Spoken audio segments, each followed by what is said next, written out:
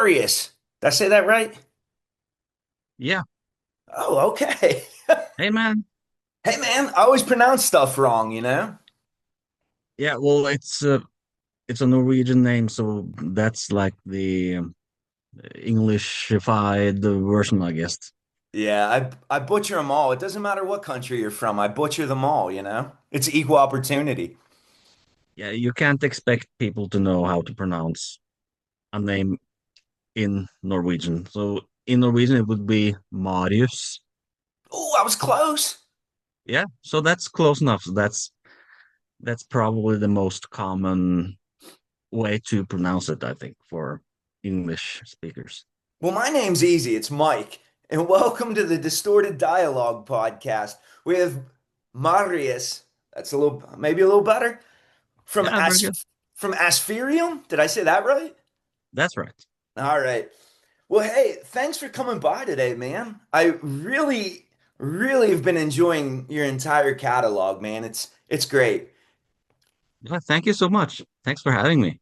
Yeah, man. I'll be honest, like I listened to your stuff for like a good chunk, and then I kind of got away from it a little bit, and then with the release of this in Abstract Illusion, it really kind of aligned with me. So when I recommended your stuff to an Abstract Illusion, and he reached back out and was like, "Hey, what do you think their best album is?" And I was like, "You know what? This is a great time to revisit their entire collection." And I had a hard time picking my favorite. Um, they're all so good, but they're all like kind of different. I like how Yeah.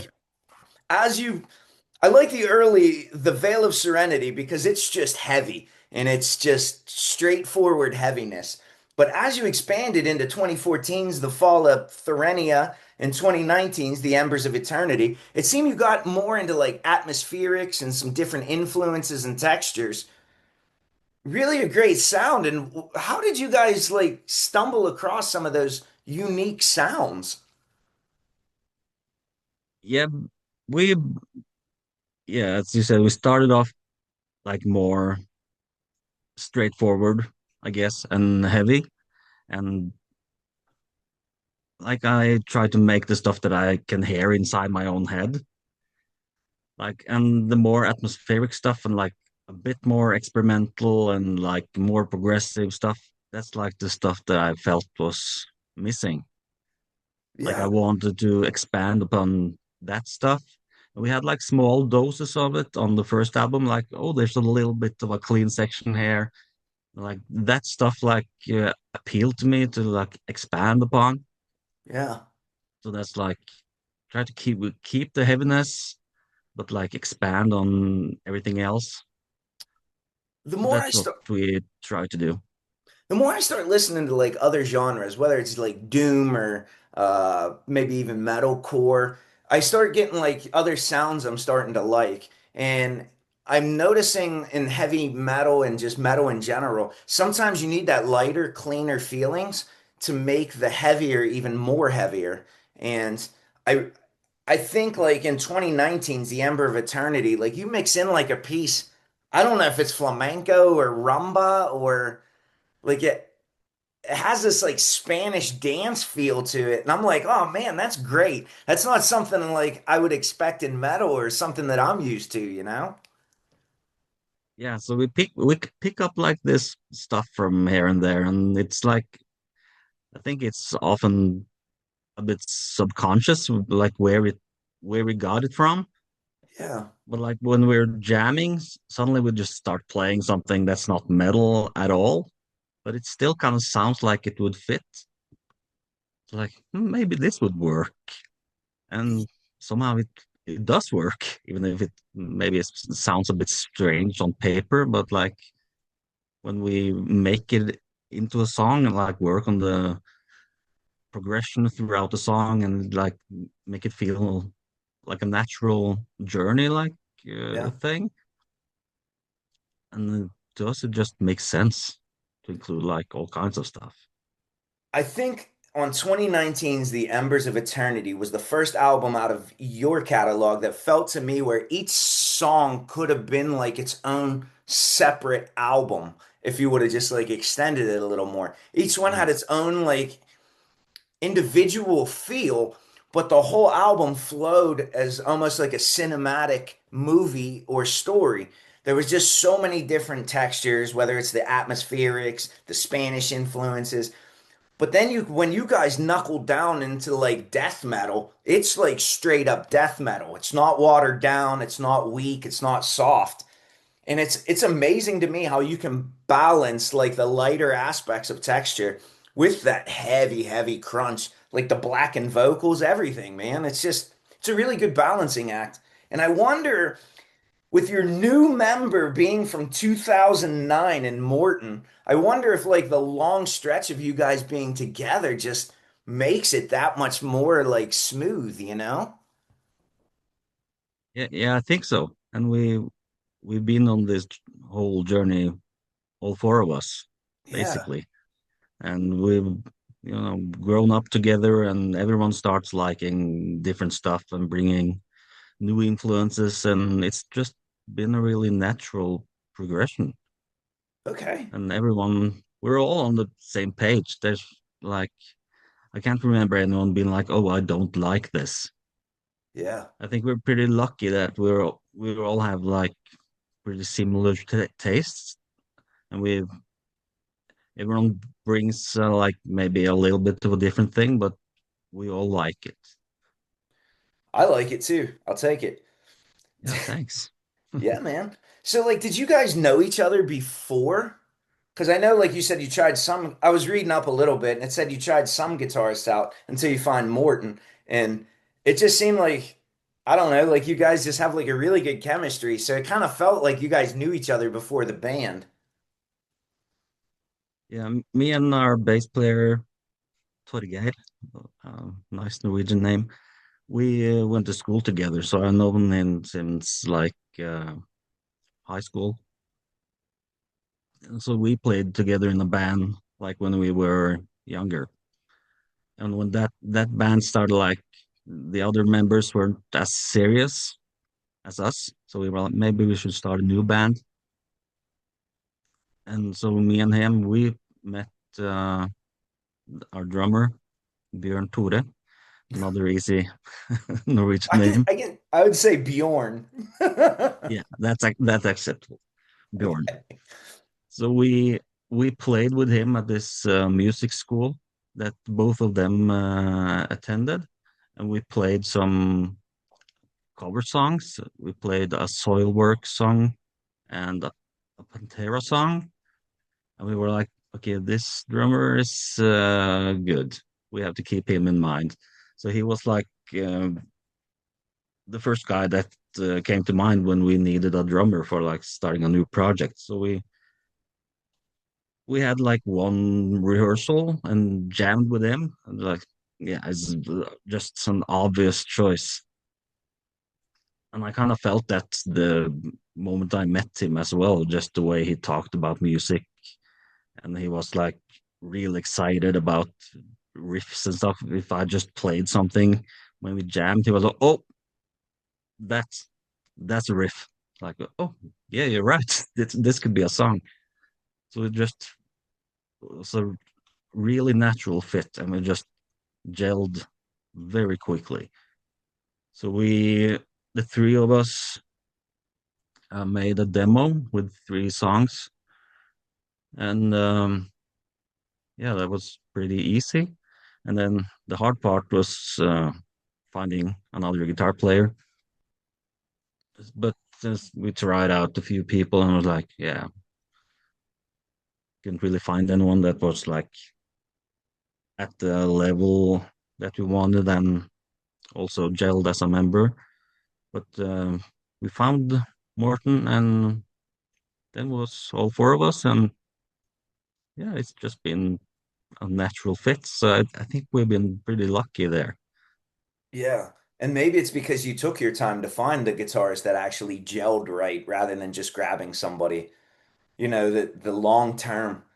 It's like almost unheard of that four guys start in a band and, you know, are still in a band like almost 20, well, 15 years later, you know. That's a long Yeah, stretch. yeah, it's pretty uncommon, Yeah, yeah. unfortunately. I'll be honest though, it's nice to hear, because you're like, oh man, they obviously have to have a good chemistry and like it's nice to see that like four guys are getting along, churning out great music. Like that's what you want to hear. When Yeah. you guys So write, when you guys write though, like do you write together in a room or like do you send each other tracks or it's a bit of a mix, but it's like the modern way of doing things where we like send things back and forth. So often I will like start recording some demos at home and like make some like a rough track, and then we will like our drummer will program drums, and then we end up with a kind of finished song. And then once everyone thinks it sounds good, we're like, okay, that's a song. But yeah. then we also, when we're rehearsing, we will usually like just start jamming, and we will have like set up one of our phones or something and just Yeah. capture everything. And some of these jams are like just full of like almost half finished songs, like some of the songs on the Embers album. Like three different songs came from like one jam session where Oh just wow. like the riffs and stuff was just kind of pouring out. So it's like we're glad we recorded that. So if we didn't, we would have lost like a bunch of awesome ideas. So for three songs that come off of a jam session off of that album, like those aren't like simple like three chord punk songs either. There's a lot of riffs in each song. That's crazy, man. Yeah. So like we have this, we start jamming, and then we like take it down. We're like, okay, now we move on to this key. Okay, maybe you play like a melody, and we start jamming, and we found, oh, this cool rhythm. And then I listen to or watch the video afterwards, and I'm like, oh, that's cool. And then I try to like re-record it with a guitar and like change the order and like make it into more of a song. Like, wow, really cool ideas. And it's completely different than anything we would come up with on our own. Yeah. So that's the thing that's getting a bit lost, playing together and writing music together in a room. So I don't want to lose that. So we have to continue to do that. Yeah. I often wonder and I struggle, especially like I review records too. So like I get a lot of AI tracks sent to me and I don't like that. So like I refuse AI. But like now that like technology is advancing everywhere, you start thinking like, oh, this could benefit me here and there. But then I go back and I just went to see Michael Schenker maybe a couple years ago. I think he had two guitar pedals plugged straight in, no pyro, no theatrics, and it might have been the best show I ever saw. And so then you look back and you're like, this is just somebody who is just phenomenal talent. They're not relying on technology or processing and there's something to be said for both. And it seems like you guys with the chemistry and the way you guys just jam organically, record it, then edit it and revisit it, seems like you're using technology to like the most efficient manner for your band. Yeah, we try to like use it where we feel it's like natural, and we want to write our music ourselves, and we want to play it ourselves. We don't want any of this AI crap Yeah. to take over. So yeah, that's a lot of this AI stuff is like pissing me off. Oh, it's so bad. Yeah, So and you bad. see these on Spotify and stuff getting like hundreds of thousands of followers and stuff. Like, what's going on? Uh, I've been dead set against it, but there's a guy I follow on TikTok. I can't remember his account, or I'd give him a shout out. Maybe I'll add it in. But he had a mix. It was an AI version of Rage Against the Machine. I don't know if it was Killing in the Name of, but they changed it into like a George Clinton funk version. And I was like, oh man, this Yeah, is different, but it's really good. And then I was like, I don't like it because it's AI. But if a band would hear that and then take that AI version and make a real version, I would be more than happy to buy their record. yeah, So yeah, maybe just the shitty AI stuff might generate one musician to make a cool record. I don't know, but I hate yeah. it. Because there's like the idea can be good, but like there's no humans are involved in actually making it. So Yeah, yeah, you're losing something, but it's getting so good that you can't tell the difference all the time, and yeah. we're gonna get start getting fooled more and more, I think. I'll be honest, and I feel bad for her too. Some girl sent me a music over, and then when I went to like her, I was like, it was like on the cusp of me enjoying it or not. I could have took it or leave it. And when it was like heavily processed, a lot of auto tune and a lot of effects on like her guitar work. So then when I went to her page to look at her, it was all AI art. And I was like, oh, this is an AI artist. So I ripped her apart. I mean, I destroyed her review. And then she wrote back like, "Hey man, I'm an actual human. You don't have to be such an asshole." And then I felt bad. So then I was like, "Oh, let me apologize and here's like a nice honest. I thought you were just a computer, you know? I'm sorry." But she fooled me because it like certain things to me like when it's absolute perfection, it seems to me like AI because like it loses that human component. I felt bad, but we all make mistakes, I guess. Yeah, that's a pretty understandable mistake to make. And if the artwork is AI as Yeah. well, you're like, it seems like this is probably AI, but for now the video stuff is getting really good as well, and that's even more scary, maybe. Yeah.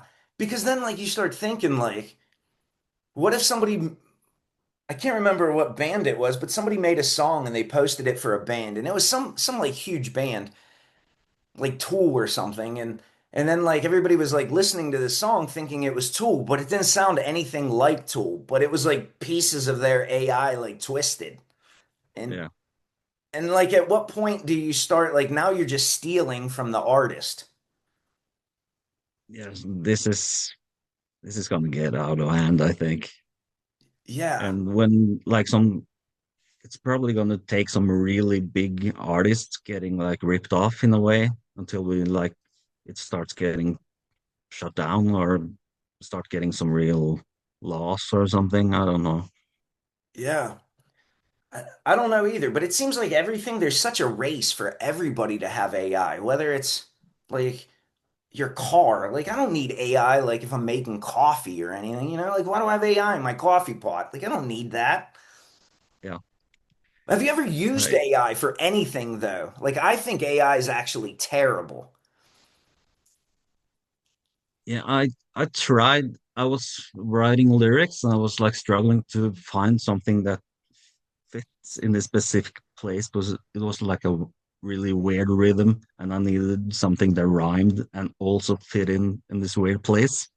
So I asked like Chat GPT or something if it could find a word that would fit, and it couldn't. It just these awful solutions that like what? So like my experience haven't been that great.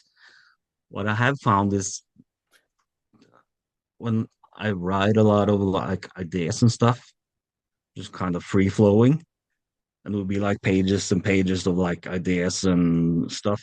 And I just ask the chat GPT to like just kind of take it and like make it uh, make sense. Yeah, Just the stuff I had written myself, just like to get it in a better format. sure. That worked, but I think it's like good for numbers and like stuff like that. But like the creative stuff, that's doing that yourself is the fun part. I don't Right. understand these people that just like I'm gonna write a prompt. I'm not gonna play anything. I'm not gonna write anything. Yeah. Then you're not doing the fun part of being an artist. It's so weird to me. The only two things that I found useful, like you said, I had a buddy tell me, like, oh, write a script. Because I write scripts for every video because I have like some memory issues. And I write all my own scripts. So I was like, all right, dude, I'll try it. It took me like an hour longer to write. Like it takes me like 5 minutes to write my own stuff. It took me an hour to even get it close to like something workable for me, just because I think so differently than like I guess like the algorithm.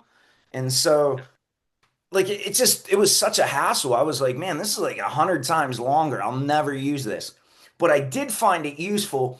A lot of the bands I work with are like from either Portugal or South America or even Africa. And sometimes I get stuff in languages that I don't even know what the language is. So I can just Yeah. copy it and paste it in there and it'll translate it. And sometimes I'll ask it like I have a Mac and I don't know how to use computers at all because I'm old.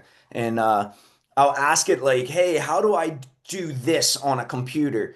And like I'd say 75% of the time it tells me the wrong way to do it, and I have to end up like re-asking it like 9 times. And I just get so frustrated that now I'm just like, "Fuck AI, I don't want any of it." Yeah, that's like it's supposed to help, not to make things take longer and be wrong. And like, I'll be typing shit into my phone, and like, you know how it like auto completes a sentence now? It's like the Yeah. sentences are like way ridiculous. And you're like, come on, man. Like, you guys think you're gonna solve cancer. You can't even figure out the sentence that I have half written. You know what I mean? I don't know. But with your sound, man, like, how big is your pedal board? It's well, it's not that big. Um, like effects wise and stuff, it's not that complicated. Like live, we're missing out of, we don't take acoustic guitars and stuff Yeah, live, so understandable. we use a more simple. I have this clean sound, and it fits all the clean sounds basically live. I don't think I use maybe like I have like a main rhythm distortion sound and a lead guitar sound and a clean sound, and then like a crunchy sound for like the half distorted stuff, and that gets me through most of our stuff. So, but on the albums, there's more Yeah. detailed stuff like okay, we need this delay here, and Yeah. yeah. But live, we don't have to overcomplicate it. So, with 2024 singles, The Architects of the Hollowed, the is it building up to a full length? I'm hoping. Is there more material coming? I'm hoping. So we were like, okay, we're gonna, albums. That's what we really love. But we are getting really broke, and it's expensive to record drums and pay for mixing and stuff. So we're like, okay, we're gonna try to make some singles and see if how that is. Yeah. And I think we're at the point where like we miss making albums, man. So yeah, we have a few more songs that we already have recorded that we are going to release. So there's one that's pretty much done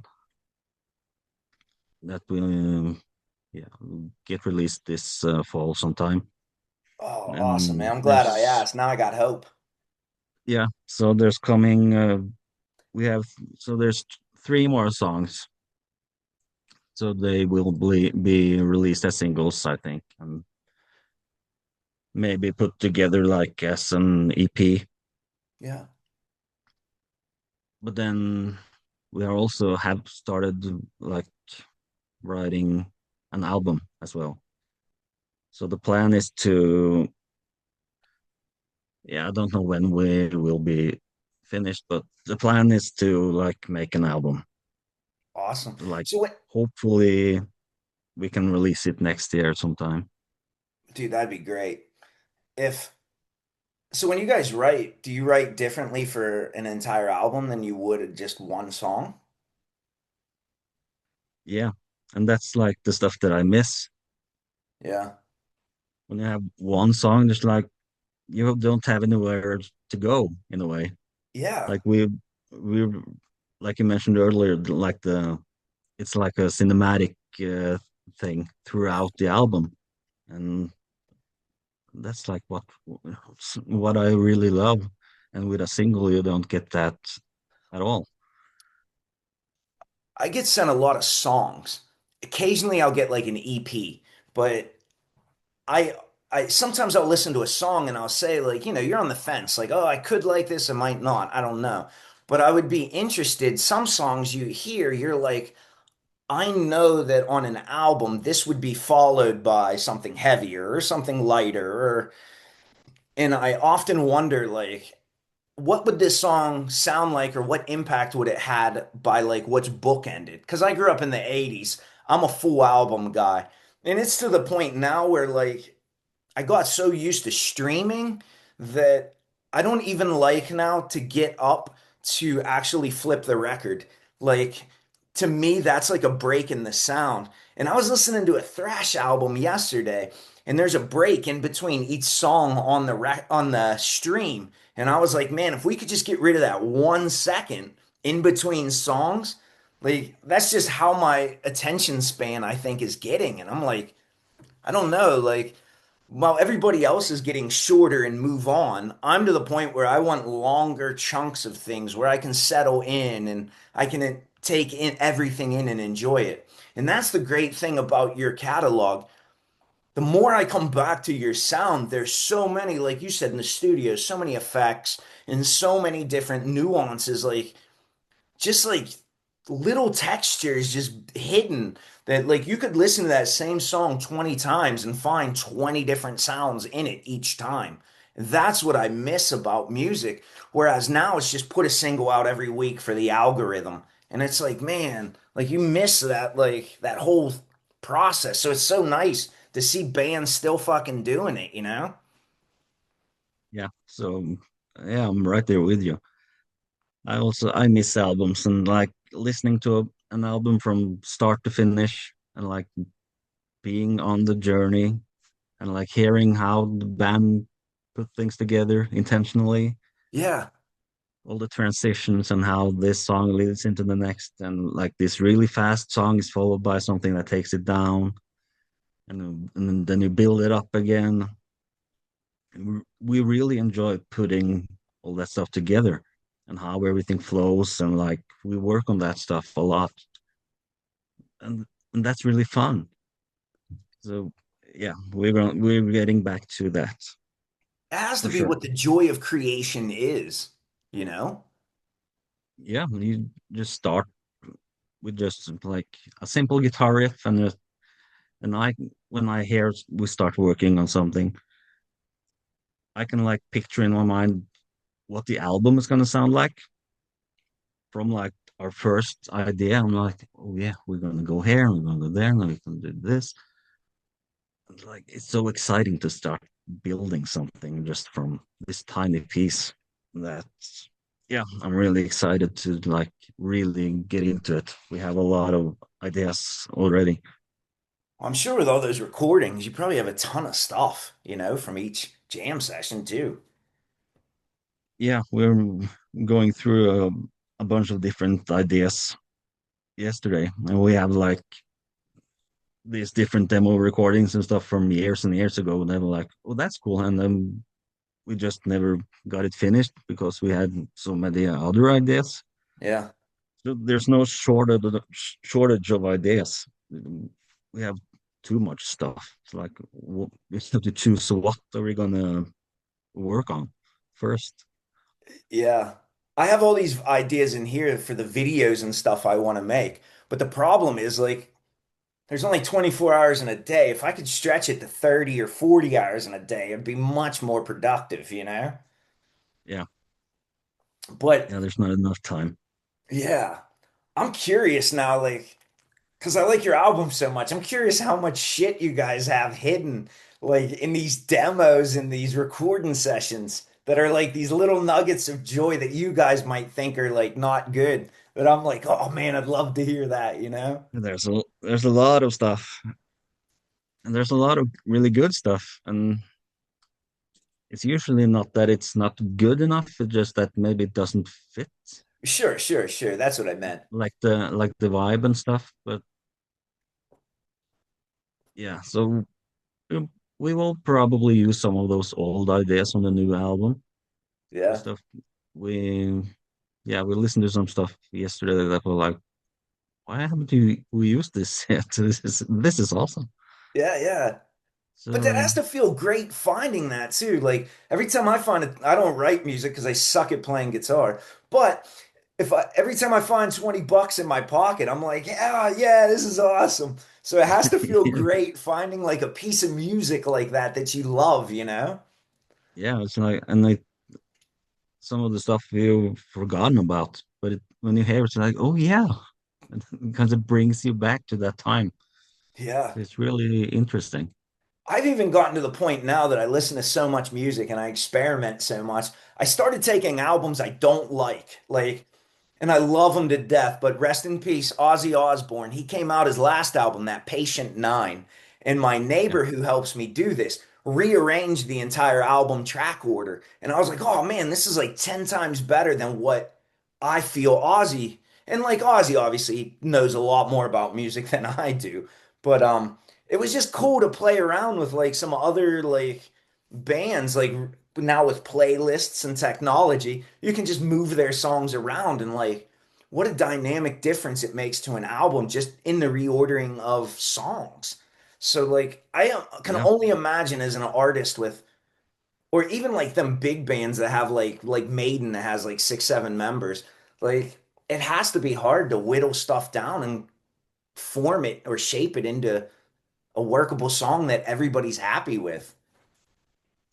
yeah. I think for us, it's usually not that difficult, and I think we're just pretty lucky that we have a pretty similar taste.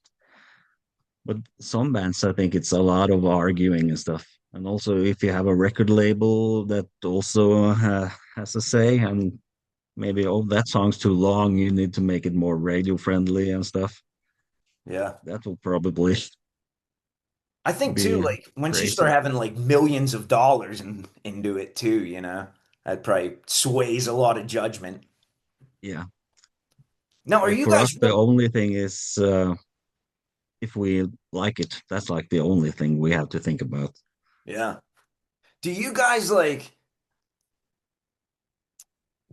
do you guys like, are you real decisive or like, because I'm to the point where like I could work on a piece for 10 years and just, oh, it's not ready yet. It's not ready yet. And then like at some point you have to just be like, all right, it's done, finished, move on to the next. Do you guys kind of like lament or think about that music and like scared to let it go? Or are you just like, up, oh, it's done, let's move? Yeah, I'm a bit like you. I can work on something. I'm like, yeah, it can still get better. Like, yeah, Yeah. I'm never happy. I have all these things that I'm not happy about with everything we've done. That, Okay. and I'm the only one that hear this stuff.